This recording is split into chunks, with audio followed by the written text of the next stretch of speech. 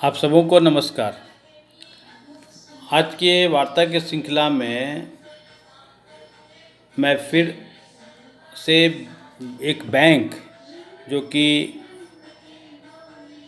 America की एक बहुत बड़ी बैंक है, जो कि इंडिया में उसका काफ़ी ब्रांचेज है, लेकिन ग्राहकों के लिए एक बहुत बड़ा सेटबैक है कि भारत में यह बैंक अपने कारोबार को बंद कर रही है। और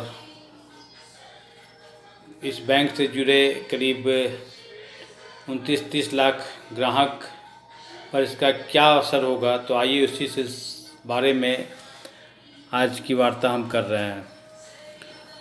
तो ये कौन सा बैंक है, आइए इसके बारे में चर्चा करते हैं।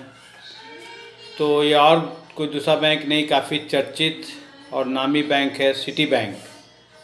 तो सिटी बैंक ने अपने ग्लोबल बिजनेस स्ट्रेटेजी के तहत भारत और उसके साथ साथ एशिया के अन्य देश, यूरोप, मिडिल ईस्ट और अफ्रीका के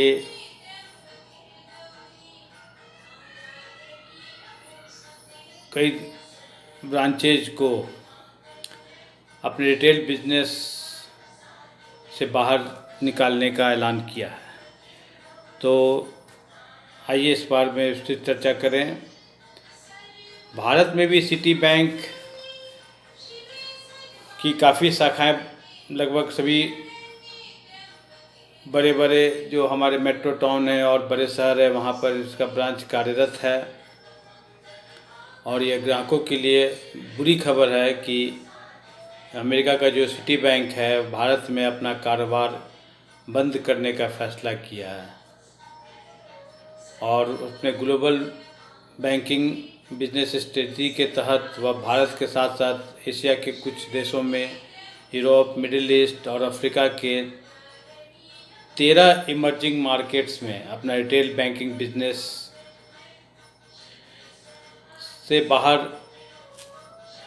अपने आप को निकालने का ऐलान किया है। आपको ये बता दें कि सिटी बैंक ने भारत में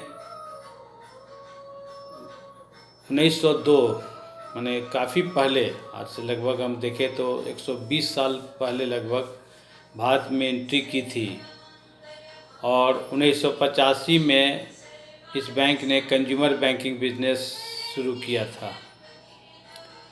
कंज्यूमर बैंकिंग बिजनेस में क्या क्या आता है इस बारे में अगर हम जानकारी लें तो उसमें credit card, retail banking, home loan, अन्य पर्सनल लोन, वेल्थ मैनेजमेंट आदि शामिल है। और भारत में सिटी बैंक की 35 शाखाएं काम कर रही हैं। तो सचमुच में ये काफ़ी शाखा का बिजनेस इसने फैलाया था, लेकिन क्यों और लगभग 4000 से अधिक लोग इस बैंकिंग बिजनेस में सिटी बैंक के माध्यम से लगे हुए थे।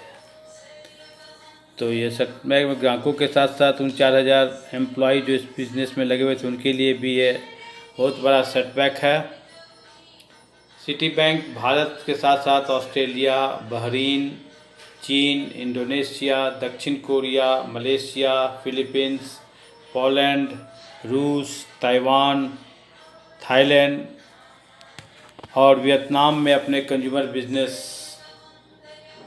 से बाहर निकालने का फैसला किया है। हालांकि इंस्टीट्यूशनल बैंकिंग बिजनेस वह अभी भी करेगा और यह काम मुंबई, पुणे, बेंगलोर, चेन्नई और गुरुग्राम में केंद्रों से इस प्रकार की जाने वाली ऑफशोरिंग या वैश्विक बिजनेस हेल्प वाले काम पर यह ध्यान केंद्रित करेगा और उसको यह बढ़ाएगा।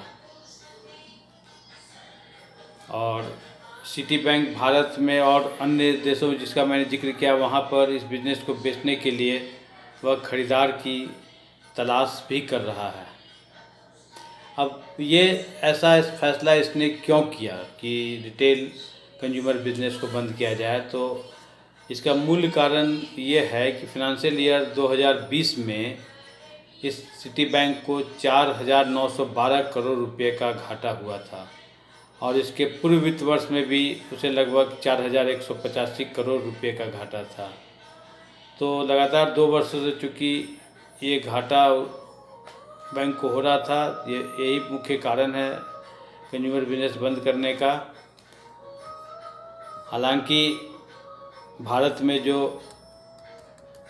सिटी बैंक के कार्यकारी जो है मिस्टर आशुक खुल्लर ने कहा है कि यह ऐलान करने से ऑपरेशन में कोई इमीडिएट परिवर्तन नहीं हुआ है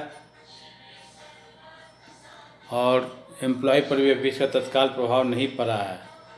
उन्होंने कहा है अपने ग्राहकों की देखभाल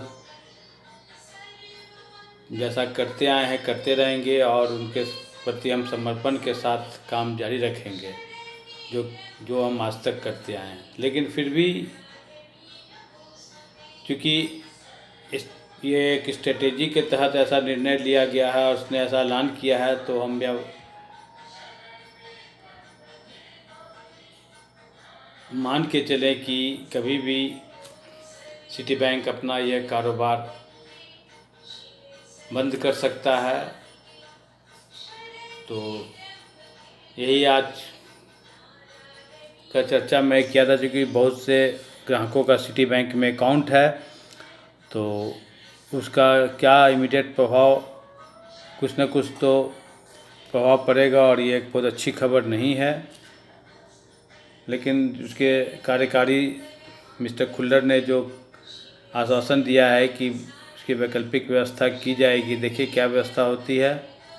तो मैं इसी के साथ आज की चर्चा ख़त्म करता हूँ और बहुत जल्द नया अपडेट लेकर आप लोग के बीच आऊँगा।